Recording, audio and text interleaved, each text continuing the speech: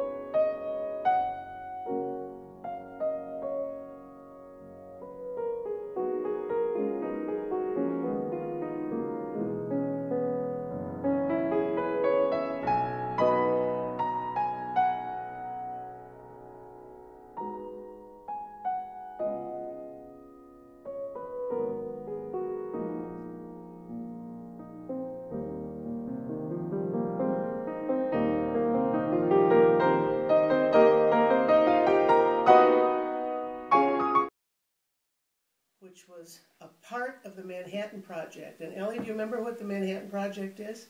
Yeah, the Manhattan Project was a project where they developed the first atomic bomb during World War II, like Hiroshima and Nagasaki. That's right. We're on, I think it was in 1941, December 7th. They ended up, sadly, but it ended the war nine days later. Sadly, there was much destruction in these 2 Japanese cities. It's not a proud dropped.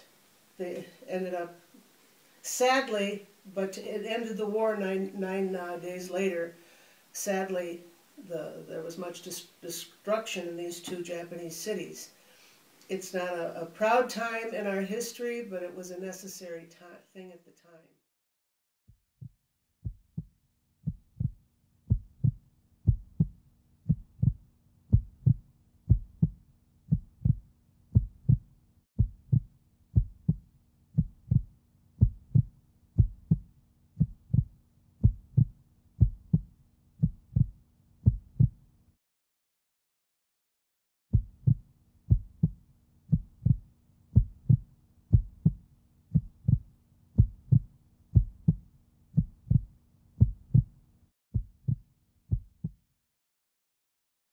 So, at any rate, Oak Ridge, Tennessee was one of the cities. It was hidden away, tucked in the hills, way back in the hills of Tennessee.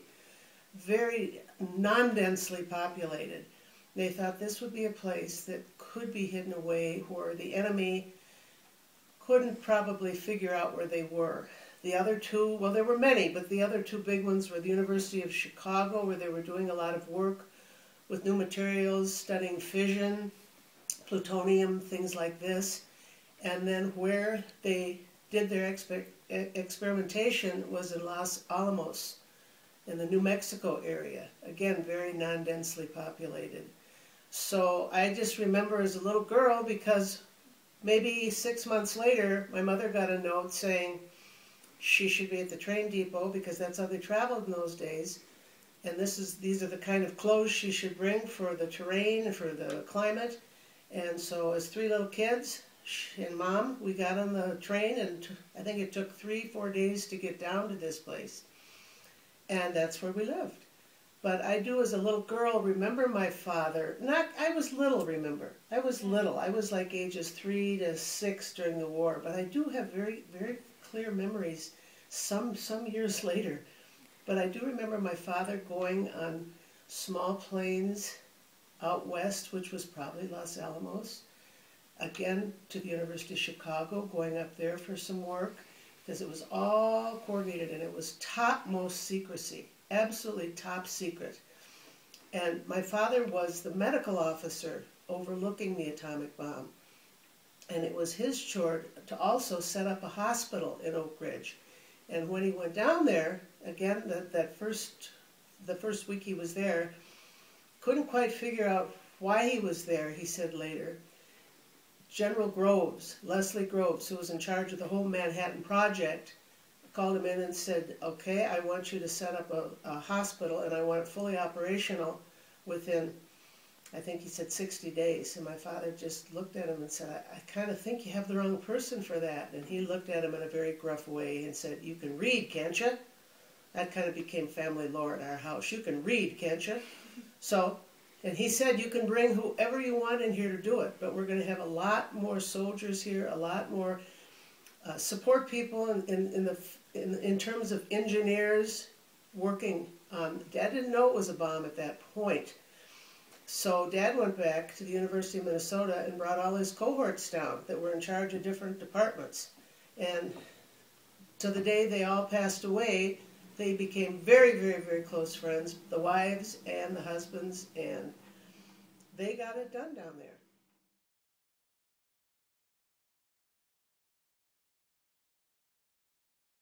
Do you have some questions for me about Oak Ridge from what I can remember? And I remember I was just a little girl, but I can remember. Yeah, what was it like going to school down there? Was it developed, or Oh, this is interesting, because we used to laugh a little bit about, it was hillbilly country. I guess you can't use that word nowadays, it's not politically correct, but it was very much hillbilly country. And they built a brand new school and a brand new high school.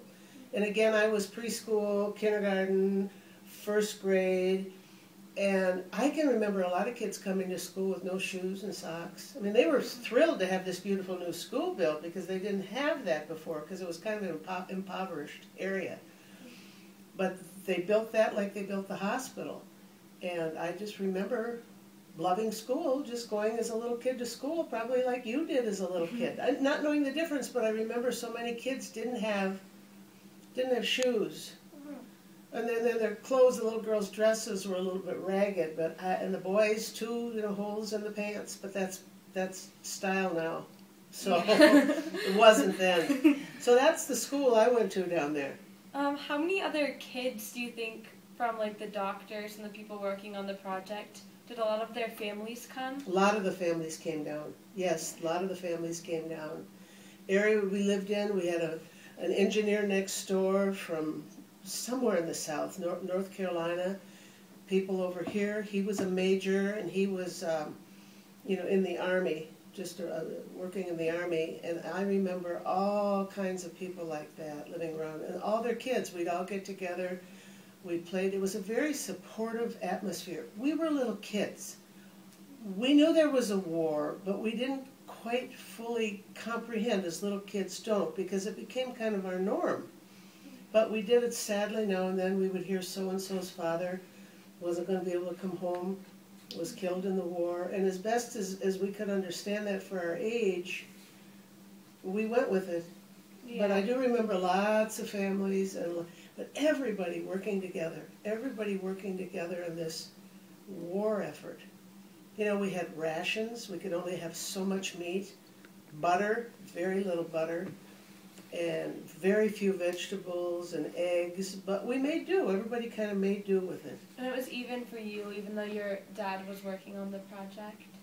And yes, it was for everyone.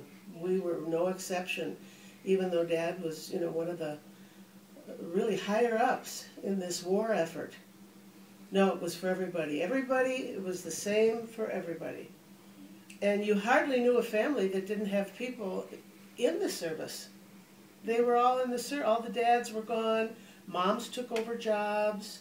Yeah. It was a very unusual time.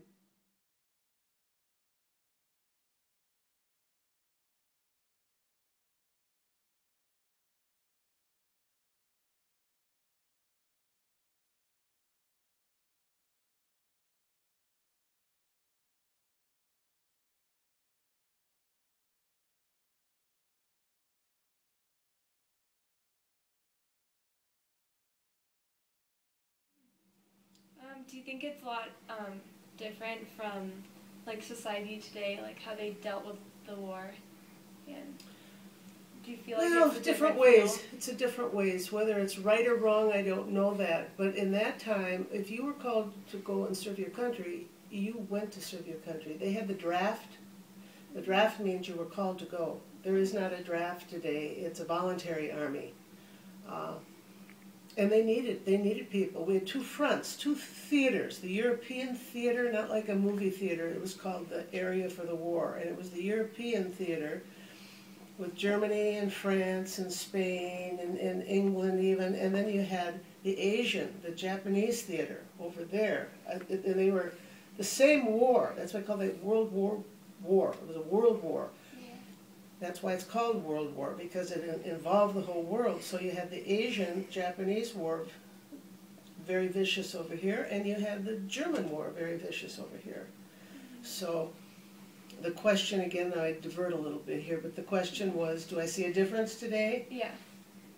I think where we are right now, as opposed to like the Vietnam War, people were so against that war. I would guess almost the majority of people were against that war, and maybe again rightly so. They didn't support the troops very well. In this war, there's been tremendous support for the troops that are hurt, for their families. I see that so much more, and it makes me prouder to be an American when I see this support, because they are fighting for my freedom and for your freedom. Yeah. Simple as that. And they'd rather be home with their families, certainly, too. Yeah. You know? You have a cousin who's had 3 tours over in Afghanistan. That's hard stuff, and he has 2 little children. And he said, you know what, this is the path I have chosen. He's a regular Army, and that's his career. And we're lucky to have people that feel that way, protecting us. Yeah. Did you ever experience any blackouts? Yes. When the planes would fly over? Yes, we did. We would hear the sirens go off. If you ever see any movies, old movies on World War II, you hear the sirens go off. It was mandatory that we had to turn off all our lights, everything. And even when we lived in Minnesota, for that time before my mother took us 3 kids down to Tennessee, I can remember Mr. Fitzsimmons across the street was the warden. We had air raid wardens, and he would wear a dark hat, and his job was to patrol up and down the street to make sure there wasn't a candle on. Oh. That was the security. Security has greatly changed today. But everybody did it. Everybody did it. It's like a normal thing. Yeah.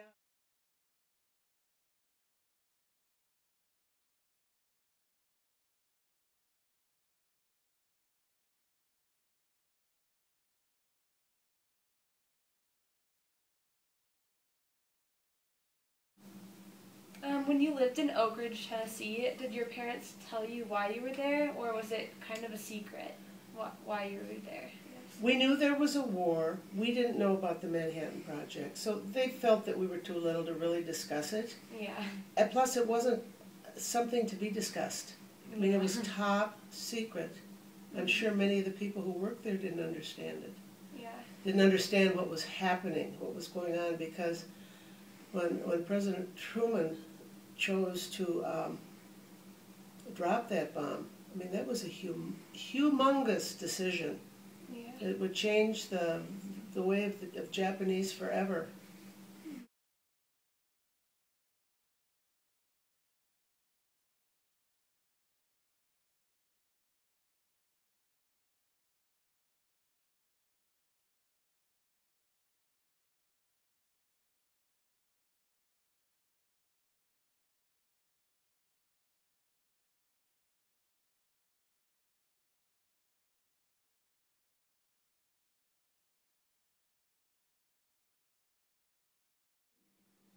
Can you tell me a little bit more about Charlie Ray, your dad? My dad. Yeah, and like what he did in Oak Ridge at the hospital. Well, again, his job, he was affectionately called the chief by all the doctors he brought in. And he was a doctor who loved his profession. I remember my dad didn't work 24 hours a day, he worked 28 hours a day. If one of his patients was sick, he thought nothing of making house calls. He'd take us kids in the car. And we'd go in and have candy with someone in the kitchen while he was taking care of somebody in the other room. He loved his work. Down there, he was a very bright man, as you can imagine, going to college at age 15. Yeah. And the older he got, the more he loved talking about his time in Montana, on the ranch where he helped with the sheep. And he was a shepherd in the summer. Yeah. He said he used to look at the train and see all the people dressed up nicely, eating nicely, as he was hot, and herding all these sheep away from the tracks, and said, someday I'd like to be in that train. Someday I'd like to be in that train. And he was the doctor for the Great Northern. He became the head doctor for the Great Northern. What was the Great Northern? Great Northern, yeah, you probably aren't familiar with it, but it's a train, name of a train that went from the East Coast all the way to the West Coast. It went through, that's the one that went through Montana. It probably came out here, went through Glacier Park, probably came to Boise. I'm not sure on all that, and we as kids would always take the train out west. My father loved the West. Loved. The last trip he took was to your mom and dad's wedding out here in Boise, because he loved the West so much. He loved telling stories about it. Oh, So, that's cool. How did your mom deal with the entire process of moving, and was the secret kept from her too? yes, So she had no could not idea? know. She had no idea where they were going, or she knew it was connected with the war, but she probably would have been more apt to think it had something more to do with him maybe taking care of some of the injured soldiers, or places where there was training to go overseas, where the families would be living and they needed more doctors. You know, I never really sat down and asked her how she actually felt about it. Yeah. That must have been something. Okay, on the train, this is what you can bring. And 3 little kids, and you don't know where you're going or how long you're going to be there or where you're going to be living or anything. Yeah. But again, it was a time where the whole of America was behind this war and wanted their freedom. So people went a little bit more willingly than possibly you'd see it today. Yeah. But she did it, and she did a fine job. She did a fine job down there. That's nice. Do you still, or after World War II ended, did you guys move back to Minnesota? Yes, in fact, I can remember the day that the war was announced to have ended. Everybody went in their house. Kids, moms were out crying because they had made very good friends with other moms who were living in Oak Ridge. They were hugging, they were crying. The dads all came home early. We had a parade down New York Avenue in Oak Ridge, Tennessee.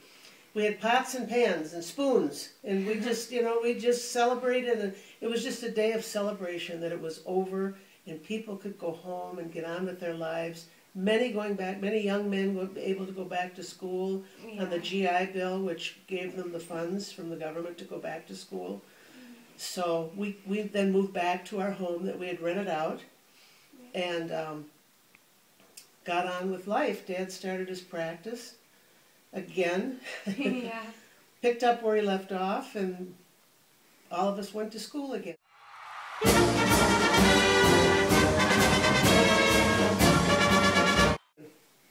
Do you guys still keep in touch with the other families that you met? You know, yes, we do. So many of the other families now, you know, it's many years later. So, what is it, 60, 70, 80 years later. So many aren't living, but some of their children do. In fact, I have a very good friend whose father was one of the doctors that my dad called down to Tennessee, Dr. Mears, and his daughter, Missy Mears Wilson, and I have coffee on Mondays with a bunch of other women, and we have wonderful memories of that time. She was a couple years younger, but she has the memories too. That's cool. Yeah. And the parents, when they all came back here, they stayed again very close friends because they lived in St. Paul, Minneapolis. They were all in private practice there, all the doctors, and the wives were with the children, so we were all very good friends forever. It just was the norm.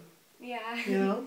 Let's get back to the actual Manhattan Project for a little bit. Good idea, because I've been talking, you know, around it a little bit, but the actual project again, and this is something that I think everybody should know, it was, you know, the formation, the project meant it wasn't just a static thing, it was working in different areas to come to one common conclusion, and what it was developing the hydrogen bomb. With the knowledge they had with physics, mathematics, greatly from the University of Chicago, in the new, like plutonium, the elements, they were learning so much about it at that time. And incidentally, much of our nuclear medicine today, MRIs, CAT scans, more depth in x-rays, it all comes from the work in the different areas of the country that were taking place at this time. And I mentioned Canada too. Canada had some work going on up there. Again, top secret. So some of the people, again, I was a little girl, so so the people that would come to our house who were Dad's close friends were like General Groves, who was Leslie Groves, who was I just remember him as being a kind of a solid bulldog, mustached kind of a guy that would love to wrestle with us kids. I mean, that kind of guy. Okay, Leslie Groves. Then there was Major General Kenneth Nichols, who was kind of the deputy director and went on after the war to do a lot of work in kind of this area in the space. The space development. Like NASA. Yes. And these were people that we didn't hold up in esteem. They're just our mom and dad's friends, and their wives would come over for dinner. I remember putting on a play for Oppenheimer, J. Robert Oppenheimer. He was kind of a funny-looking guy, you know. That's just my opinion of him as a kid. Very, very, very, very bright man, and there was a little bit that went on after the war about whose side was he really on, that type of thing. We don't have to go into that now, but at the time he was very involved in this, as was Niels Bohr. There's another name. I believe he might have been Finnish. Don't quote me on that, Professor. But anyway, these were just people involved that would spend some time, and when they were in Oak Ridge, they would come over to our house for supper. Just a very normal situation, like your dad would have some people that he works with out of state, maybe over here for a barbecue. Yeah. We didn't barbecue then, but you know, it was a little different. Yeah, but they were just normal. It was just normal people, and as a little kid, we put on a play. We put on a play that one time. I do remember that. I remember I had a long, beautiful gown on, and all the kids in the neighborhood were part of the play. And they loved it, and they clapped heartily. So, but I remember these are people, and as I look back later, Major Nichols, they stayed very good friends. Nick, you know, his name was Kenneth Nichols. I mean, he wrote a book on the road to Trinity. Now, Trinity was the area where they did the test testing of the atomic bomb, some of the tests of various factions of this before it actually went off in Japan. And that's a fascinating book to read. Leslie Groves, there's biographies on General Groves, and of course you had, at the time, the president was Franklin Roosevelt. Yeah. And he was ill. I believe he had a stroke and passed, and then Harry Truman took over, and he was in office when the war ended, but he was the one that had to make some very tough decisions about the bomb. But these are some of the things I remember at that time. And as I say, though, Ellie, it wasn't until later in my life when I started reading about this and seeing the importance of it all. Yeah. You know, as a little kid, you don't comprehend, really. Yeah. You just know there's a war. But these people were, you know, these were men bigger than life that made such a difference in our country. Yeah. They were just regular people, you know? Yeah. Regular people. Do you have any, like, primary sources from your time at the Manhattan or living in Oak Ridge, Tennessee? Like, are there a lot of pictures? Well, this is interesting. There are a lot of pictures. A lot has been written about it after the fact. It was still top secret. Yeah. Till probably the early 1960s. Mm-hmm. And this book that I mentioned by Colonel Major General, I think it was Nichols, Yeah. Kenneth Nichols of The Road to Trinity, is a fascinating study of what all went in names of people. There would be biographies of Leslie Groves. And my dad wrote, we have the manuscript about what he wrote about all that time. In fact, your Uncle Bear just read it about a year ago, and he was just blown away. Yeah. He said, well, I know it was part of the war, but when you see all the specifics of it, it's incredible that our grandpa was a part of this. Yeah. Was So, it like his journal, kind of? It wasn't really a journal, it was kind of a story more of what had, my dad loved to write. He's kind of a Renaissance man, Yeah. and he loved to write. So he wrote that, just wrote his interpretation of everything that went on that he was involved in the Second World War. Yeah. So, That's cool to have. yeah, very cool, isn't it? Mm-hmm. And then you can pull up, I have something right here that your Uncle Steve pulled up, my oldest son. And it's the heart of the community, the Methodist Medical Center, which, Oak Ridge, Tennessee, 1943 to 2008. Now, the hospital that Dad started has been since changed. You know, it's gone through different naming, so it's now the Methodist, and they did the history of this. And Steve pulled this up on the internet, and it's kind of a history of what went on there, and lots of different people. But it's mentioned in this, but it's a nice piece of work. And again, that's a piece you can pull up a lot on Oak Ridge, Tennessee, on the internet. We drove through there maybe 10 years ago, and they have a very known would be a library, museum, there's the word I'm thinking of, a museum for nuclear studies and how it began. That's huge now. It's just taken on a life of its own. Many scholars go and study that as to, this was all the beginning of your nuclear fusion, your nuclear, lots of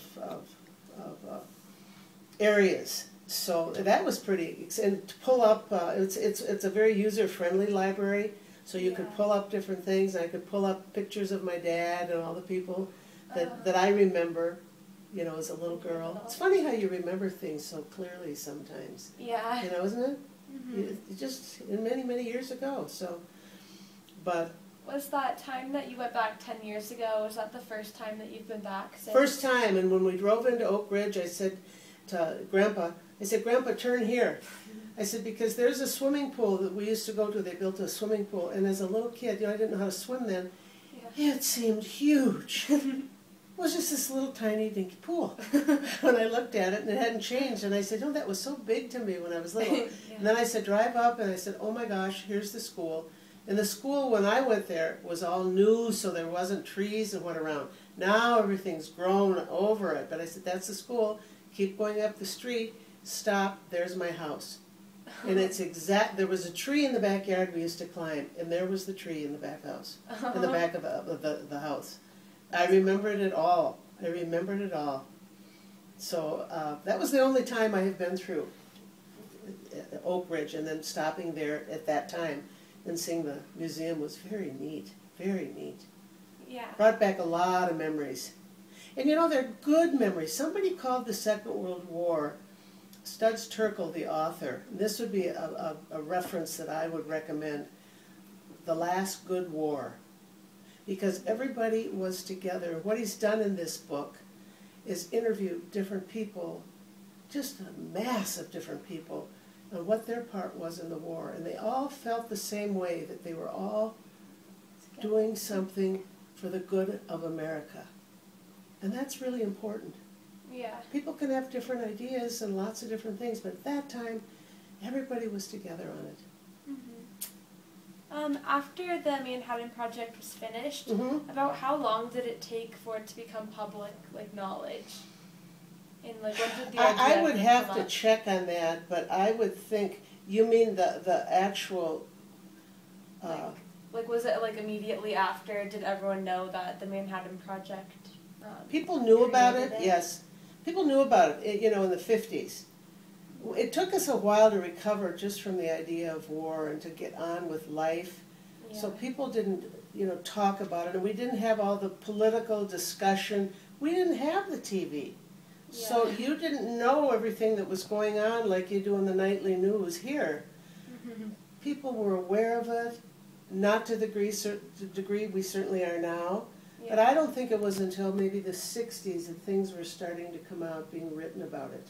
Yeah. That would be my kind of educated guess on that. Okay.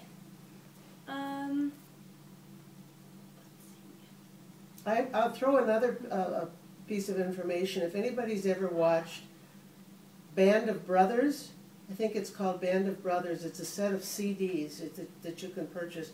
It shows this one group of young men going to the Second World War from their homes till they were all called to go to war, till their training and their war. They went to war for 3 years. And in some instances, their families didn't hear from them for a long, long time. Mail wasn't what it was, but it follows them all the way through and home. And I think that would be a wonderful thing to study the Second World War as to what it was really like and what was going on with the different countries. Yeah. Was anyone else in your family involved in World War II? Well, like my dad's brothers. Or? My dad had 4 brothers that were in. Yeah. And they gave stars. They gave stars, so Grandma had, nobody was injured, thank God. And Grandma had in her window a star for each person that was in the war in her family. And it's usually sons at that time, because usually at that time there was the WACs, the Women's Corps, but not like women are in the service today. Yeah. I think you got a gold star if you lost a son, and you were proud to put that in your window too. And my other grandma, her 5 sons were all in the service too, all over. Wow. That was the norm in those days. Like almost your entire family was involved. Is there anything else that you'd like to finish on or tell me about? Well, maybe we could end on this. All this information is your legacy. This is something that happened to your relative just once, maybe removed in your life. And I think who we are today, all of us, comes from what went before. This is your legacy. You have a grandfather who made a big difference. So you treasure that. Yeah. And thanks for asking me to do this. I really enjoyed this. Just a great idea. Yeah. And I think you're going to get a lot of good ideas from a lot of relatives on this. It's going to be a very diverse group of interviews for your teacher. Yeah, thank you for letting me interview you. Thanks, Al. Thanks.